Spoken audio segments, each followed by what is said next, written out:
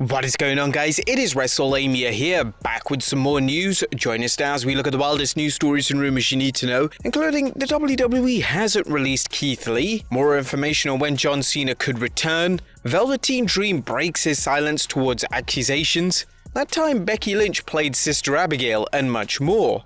Be sure to subscribe and hit that notification bell for daily wrestling videos and follow us on Facebook for exclusive lists. Now let's hit the intro and get straight into the first story.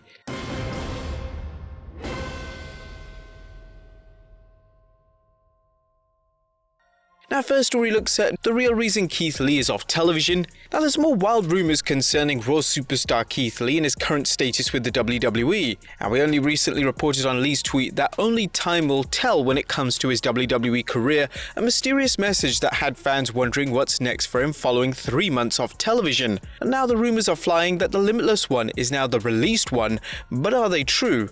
Well, not according to Fightful select Sean Ross Sapp, who reports that both WWE officials and WWE talent are denying the rumors of Lee's release. In addition, Sapp recently tweeted the reason for Lee's absence, saying, "I've reported numerous times, he isn't cleared." A fan even asked Lee's real-life wife Mia Yim about why no one has disclosed why Lee is off television, to which Yim tweeted back, "It's no one's business, please be patient and let it be." As some fans felt more information should be disclosed to prevent speculation.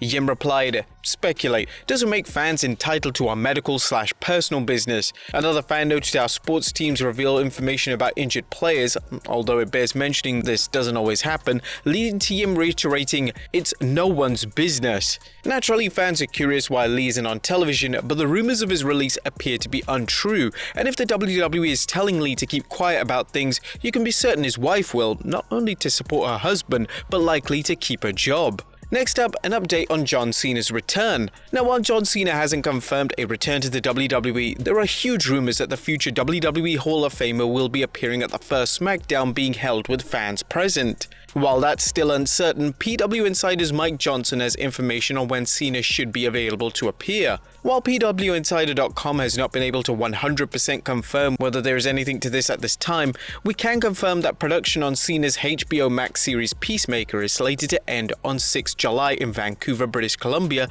unless there is an unforeseen circumstance that leads to a delay in shooting. As shooting schedules are known to go over, so the WWE shouldn't announce Cena will be present unless they are 100% certain.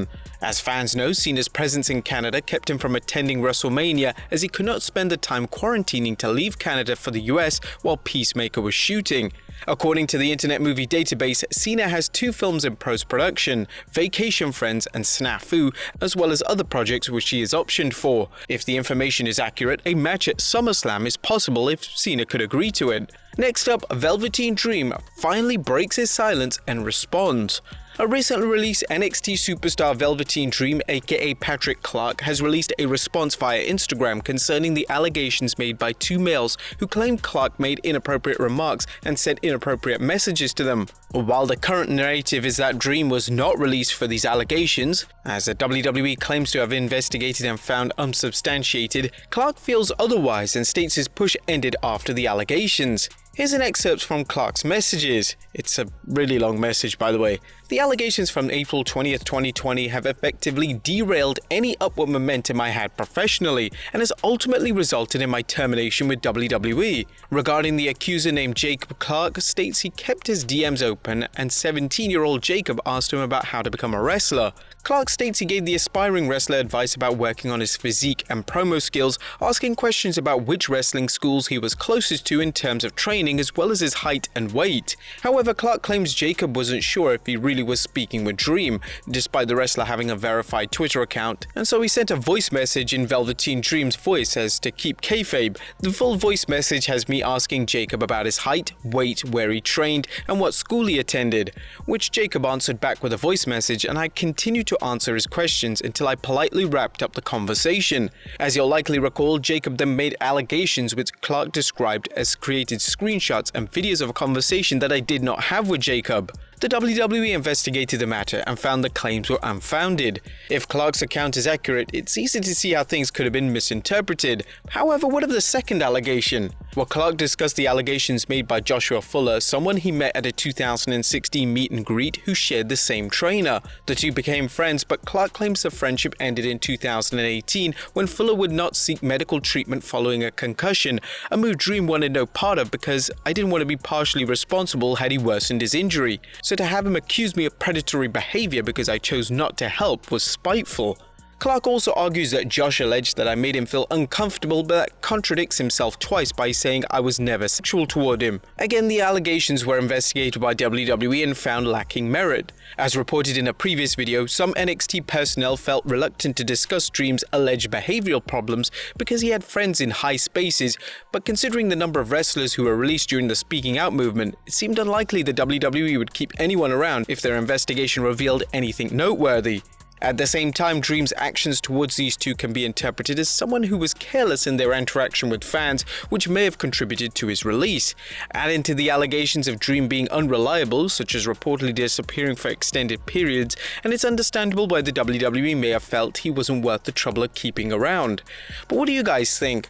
Let us know in the comments down below. Next up, the Ultimate Warrior's widow blasts Dark Side of the Ring. The Ultimate Warrior's widow Dana Warrior is apparently unhappy with Vice's television series Dark Side of the Ring. Now, in case you missed the hype, fans looking for the documentaries of the life of the WWE Hall of Famer The Ultimate Warrior will have what are likely to be two differently themed approaches to his life. First is the A&E's ongoing biography series on WWE legends, while the second is Vice's Dark Side of the Ring. The biography episode aired on Sunday 23rd May, while the Vice episode aired on Thursday 27th May. The Dark Side of the Ring episode's Twitter announcement notes, in a meteoric rise to fame, Jim Hellwig, aka The Ultimate Warrior, morphed himself from an aspiring chiropractor into one of wrestling's most iconic and polarizing figures, leaving a complicated legacy in his wake. Or when a person asked Dana Warrior via Instagram whether she knew of the upcoming Vice special on her late husband, she replied, "I had no part in this project. Smut and filth does not rise to my note." Dana Warrior currently works for the WWE and has noted in past videos, the WWE works closely with A&E on its biographies, which often present a highly positive portrayal of wrestlers' lives. Although the recent special on Randy Macho Man Savage was criticized by brother Lanny Poffo for a number of errors. A Dark Side of the Ring has been both praised and criticized for looking at some of wrestling's not-so-great moments. While Mrs. Warrior's comments are not unexpected, there's no escaping the truth of the Warrior's past and hurtful comments, something that the WWE has glossed over for the most part. Again, we had our documentary on the Ultimate Warrior in our Behind the Titantron series pulled down because of, copyright reasons. Again, just another way to hide the truth, in our opinion. What do you think of Dana Warrior's description of Dark Side of the Ring? Let us know in the comments down below.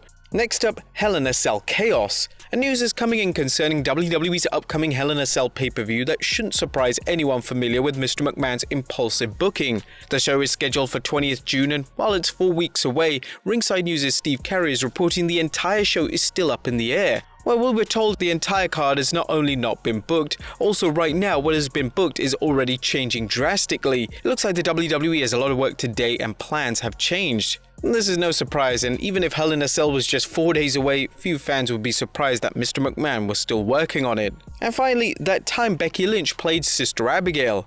A WWE superstar Becky Lynch has come a long way from her days in NXT doing some Irish dancing and looking like a cast-off from Riverdance. Like many of her NXT colleagues, Lynch worked on her promo skills in a number of situations with the one and only Dusty Rhodes helping her. During a YouTube interview with Fightful's Sean Ross Sapp, Steve McCalling, aka recently released WWE superstar Steve Cutler, recalled a time he saw Becky Lynch cut a promo as Sister Abigail. One of the people there you saw, at least for me that I remember, was Becky Lynch did a Sister Abigail promo. I don't know if you ever heard that story. I remember this just because, holy shit, this is cool. This is something different from Becky at that time. This was when she was in NXT, so it was just something different and it was cool to watch. While Sister Abigail never appeared as an on-screen character, although at one point fans thought Alexa Bliss was going to play the role, she's remained one of the most requested characters to appear as a regular character. Would you guys like to see the WWE bring in Sister Abigail? And if so, who should play her? Let us know in the comments down below, and I'll see you next time with some more wrestling content.